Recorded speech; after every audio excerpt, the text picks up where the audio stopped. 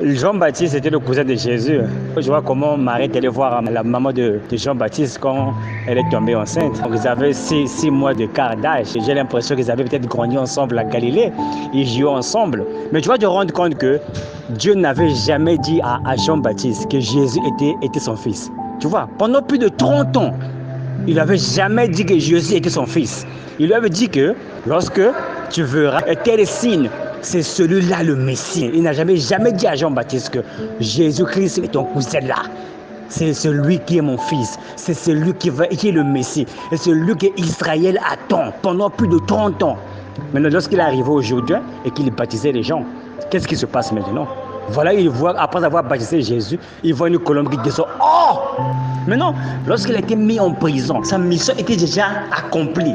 Lorsqu'il a présenté le Messie, lorsqu'il a été mis en prison, son temps était fini. Le charnel est rentré après dans Jean-Baptiste. Pourquoi je le dis? Malgré tout ce qu'il a vu, malgré qu'il a vu le surnaturel, malgré qu'il a vu Dieu se démontrer au Jourdain, Dieu lui a confirmé que Jésus, ton cousin là, c'est lui qui est le Messie, c'est lui qui est l'agneau de Dieu. Il a vu le signe infaillible, il était convaincu, il a dit aux gens, voici l'agneau de Dieu qui ôte le péché du monde, suivez-le, je dois me rabaisser, lui il doit s'élever, je ne suis pas digne. Il a fait tous ces témoignages de Jésus. Mais lorsqu'il rentre en prison, alléluia, le charnel commence à agir. Son temps était fini. Ce qui arrive aujourd'hui à tous ces hommes de Dieu. On continue de prêcher, mais il n'y a plus d'onction. C'est juste le charnel qui prêche, tu vois.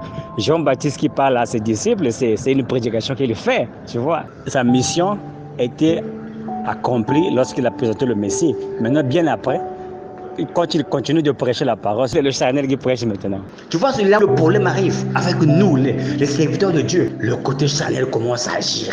Il a encore pris ses disciples, ils envoient vers Jésus. Il dit allez lui demander, est-ce que c'est vraiment lui le Messie ou bien on doit encore attendre un autre? Celui qui a présenté le Messie, regarde le langage qui est encore de Jésus. Ce qui arrive à beaucoup des hommes de Dieu aujourd'hui, il envoie ses disciples. Lorsqu'ils arrivent devant Jésus, Jésus dit que ce que vous avez vu, tu les aveugles marchent à le dire à Jean. Tu vois, le fait que même Dieu cache à Jean-Baptiste Jésus était son fils, tu vois, durant toutes ces années-là.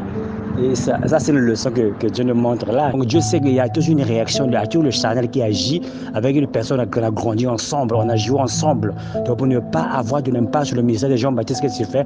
Il le cache pendant plus de 20 ans, plus de 25 à 30 ans. C'est lui le Fils de Dieu, celui qui va vous sauver. Dieu connaissait la nature de Jean-Baptiste. Et cette nature s'est même manifestée après qu'il a introduit le Messie, lorsqu'il se trouve en prison. Cette même nature devait se manifester même avant.